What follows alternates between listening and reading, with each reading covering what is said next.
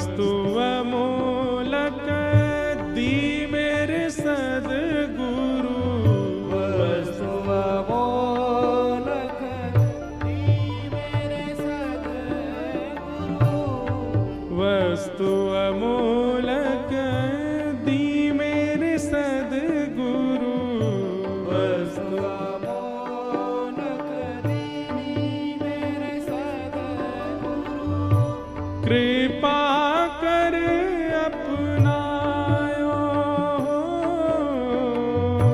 कृपा कर अपनायो, पायो जी मैंने नाम रतन धन पायो मैं, नाम रतन धन पायो खर्च न खूटे चोर ना लूटे, खर्च न चोर ना लूटे, खर्च न खूटे चोर न लूटे, खर्च न खूटे चोर ना लूटे, दिन दिन बढ़त सिवायो, दिन दिन बढ़त सवायो, दिन दिन बढ़त सिवायो, दिन दिन बढ़त सवायो,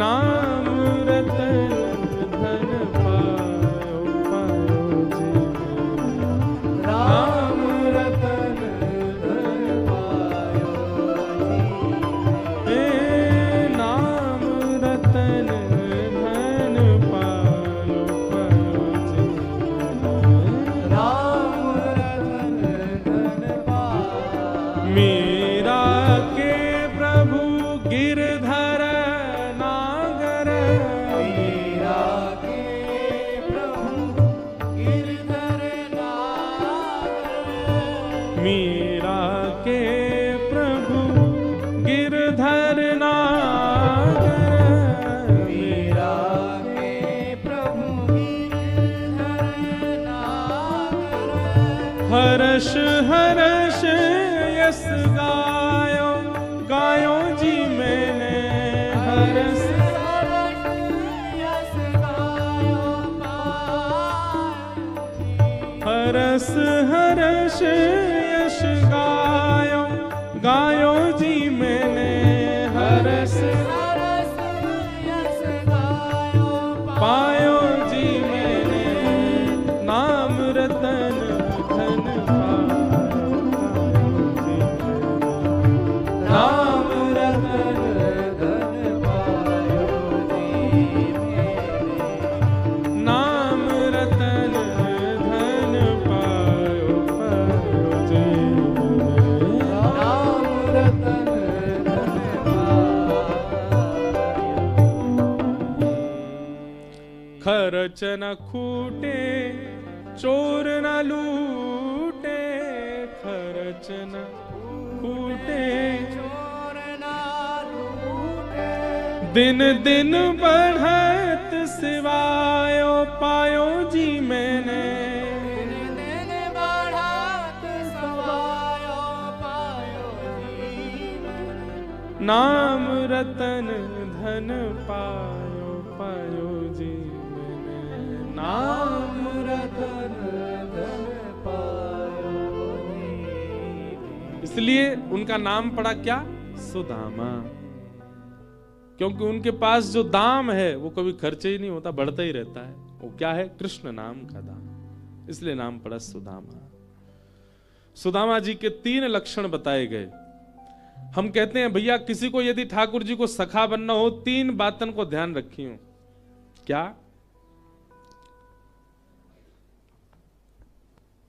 सबसे पहली बात,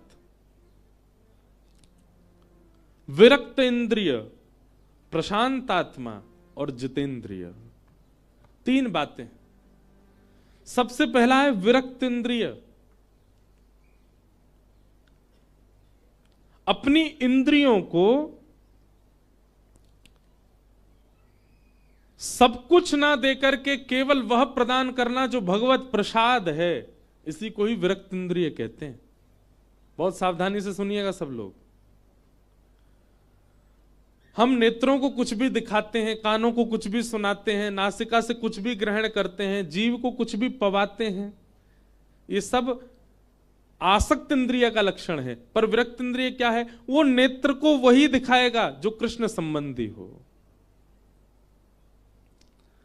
वो कानों को वही सुनाएगा जो भगवत संबंधी हो, वो जिह्वा पर उसी रस को धारण करेगा जो भगवत प्रसाद हो, वो त्वचा से स्पर्श भी उसी का करेगा, वो वस्त्र भी वैसे ही पहनेगा जिससे वो ठाकुर जी का लगे। इसको कहते हैं विरक्त इंद्रिय। मतलब अपनी इंद्रियों को संसार भौतिक से, संसार रस से विरक्त करके भगवान भगवत रस में आसक्त करना, इसी को विरक्त इंद्रिय कहते हैं।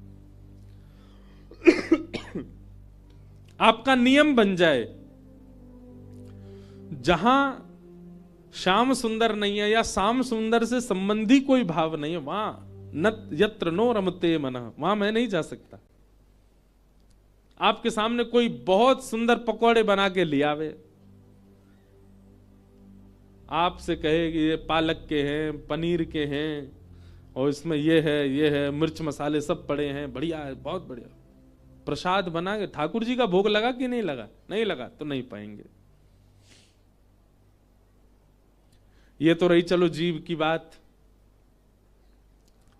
माता जी पिताजी आए, बहुत बढ़िया कन्या है भैया, तो ब्याह कर ले, पढ़ी लिखी है, डॉक्टरेट है, ऐसी है वैसी है। आप सीधे यही पूछो, कंठी पहनती है कि नहीं पहनती? नहीं पहनती।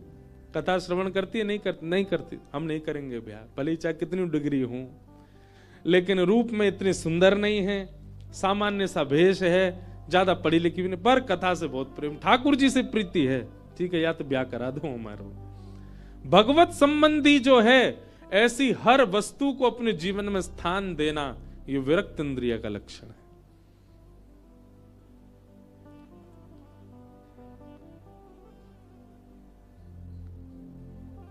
जो भगवत संबंधी नहीं है, उसको किंचित भी अपने स्थान ना देना अपने जीवन में। भगवान के सखा बनना चाहते हैं तो पहला लक्षण ये लिया हो, जो ठाकुर जी के संबंध में उससे हमारा संबंध है। दूसरी बात, प्रशांत। ठाकुर जी को अत्यंत शांत व्यक्ति बहुत प्रिय लगता है। प्रशांत, एक तो होता शांत, एक होता प्रकृष्ट शांत, बहुत ज्यादा शांत रहने वाला व्यक्ति ठाकुर जी को बहुत प्रिय है। अभी उल्टा है, हमारे ठाकुर जी प्रशांत हैं। कोई के ठाकुर जी 10 वर्ष से सेवा करा रहे हैं, कोई के ठाकुर जी 50 वर्ष से सेवा, 50 वर्ष से बेचारे मौन ही है, हम ही बोलते रहते हैं। ठाकुर जी कब बोलेंगे? जब आप शांत हो जाओगे। आप बोलना बंद कर दोगे। बोलना बंद कर दोगे मतलब, बोलना बंद कर दोगे मतलब आपकी जिज्ञासाएं जिस दिन समाप्त हो जाएंगी, आपकी कामनाएं जिस दिन शांत हो जाएंगी, आप ठाकुर जी से मांगना जादना बंद कर दोगे, शांत रहोगे। ठाकुर जी के आगे गए, बस शांत भाव है, एक दिन देखिए और ठाकुर जी की आवाज ही सुनाई देगी। अभी हम ही इतना बोलते हैं कि ठाकुर जी शांत रहते, बोले पहले तू बोल ले, अपनी कर ले पहले, लेकिन जादना ठाकुर जी को लगेगा कि ये शांत है गयो, वादना ठाकुर जी बोलेंगे। और शांत होने का मतलब दूसरा क्या है? कोई लोग मुझे देख के कह रहे होंगे, आप तो बिल्कुल शांत नहीं रहते, बोलते ही रहते हो।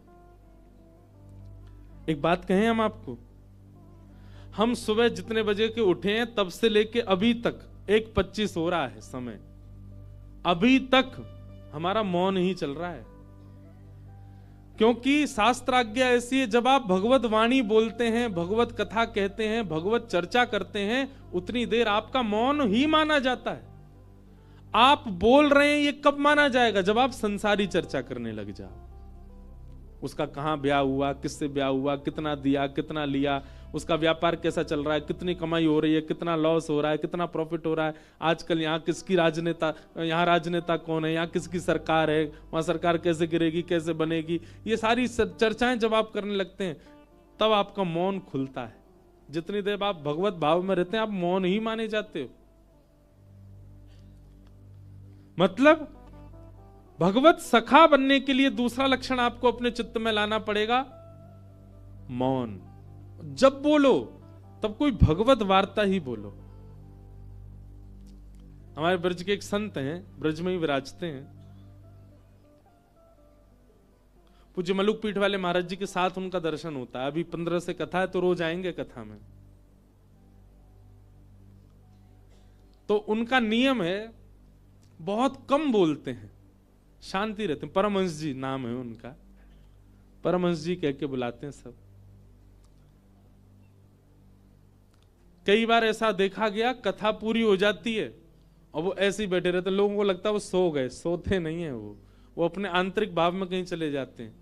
कथा विश्राम हो गई, वो बैठे हैं, कथा सुन के सब श्रोता चले गए, प्रसाद पाके रात्रि हो गई, सब सो गए, वो वहीं बैठे हैं, उनका ध्यान चलता रहता। बहुत कम बोलते हैं, पर वो जब बोलते हैं बस इतना ही बोलते हैं, अपने राम को चाहिए, अपने राम को नहीं चाहिए, अपने राम को चाहिए, अपने राम को नहीं चाहिए, अपने राम वहां जा रहे हैं, अपने राम वहां से आ रहे हैं, यही इतना ही बोलते हैं बस, अपने राम।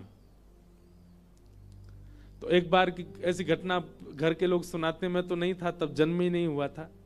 पूज्य रामानुज गुरु जी जब विराजते थे, पिताजी महाराज के गुरु जी, तो एक बार बाबा महाराज जी आए, तो हमारी माता जी चाव से संतों को प्रसाद पवाती हैं।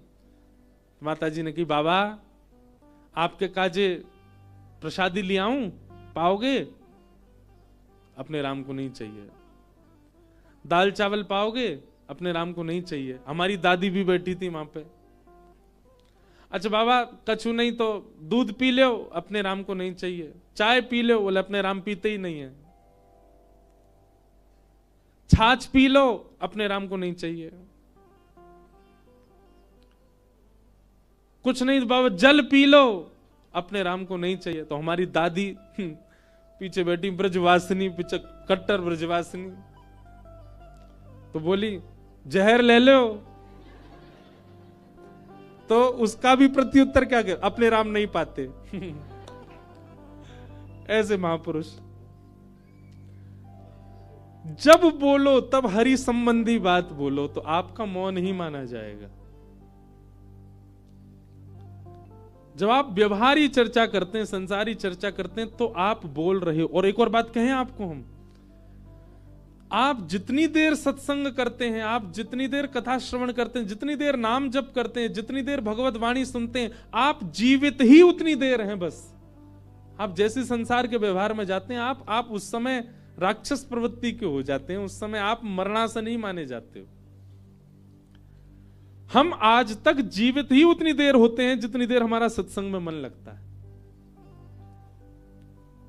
अगर इस दृष्टि से देखा जाए ना, भले ही मेरी आयु 27 वर्ष होगी, पर कथा के भाव से देखा जाए तो यहां कई लोग बैठे हुए, उनसे बहुत उम्र में बड़ा हूंगा मैं। क्यों? इतना जिया हूं। हमारी तो कथा ही चलती रहती, जहां देखो तब कथा ही कथा कहते रहते, सत्संग में ही जीवन रहता है।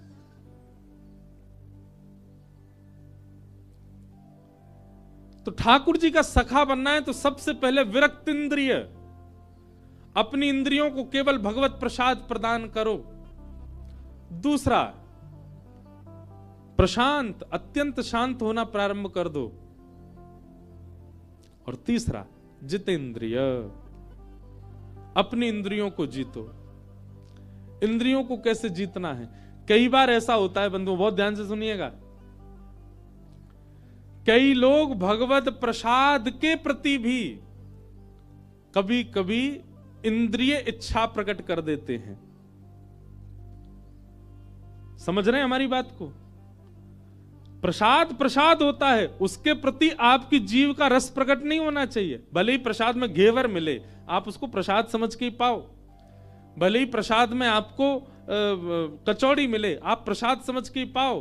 पर कई बार हमारी जिह्वा का रस इतना प्रधान हो जाता है कि हम प्रसाद में भी वस्तु दृष्टि रख लेते हैं। और कई लोग तो इतना ज्यादा भी कर देते हैं, हमको कह रहे हैं कान पकड़ के क्षमा, कई लोग प्रसाद को भी इस भाव से निर्माण करते हैं, उनका खाने का जो मन होता है वो ठाकुर जी के लिए बना देते हैं। जैसे पिज्जा बना दियो, ठाकुर जी पाओ। अब मन किसका है? मन संघ के लोगों का है, ठाकुर जी का नहीं है। ठाकुर जी तो कहते होंगे जन कैसी बला भाई, कैसी रोटी बना के लाया हो जन, कहा डाल लाया हो जा पे ऊपर। ठाकुर जी कभी पिज्जा खाते होंगे, लंबी सी खींचती होगी। ए मधुमंगल कैंची लियो ने काटी आए, जन कहा बना लाए हो। बर्गर ठाकुर जी कैसे खाते होंगे। विभ्रद वेणुम जठर पटयो शांग वेत्रे चकच्छे, वामे पाणे मृषण कवलम तत्फलम लांगुलीषु। भागवत जी में वर्णन है ठाकुर जी कैसे पाते। मैं एक दिन कह रहा था कहीं कथा में, शायद वृंदावन की कथा में कह रहा था, जनापुर कथा में कहीं कह रहा था, ठाकुर जी का एक भोग नया तरीके से कभी कभी लगाया करो। देखो मैं बताऊं,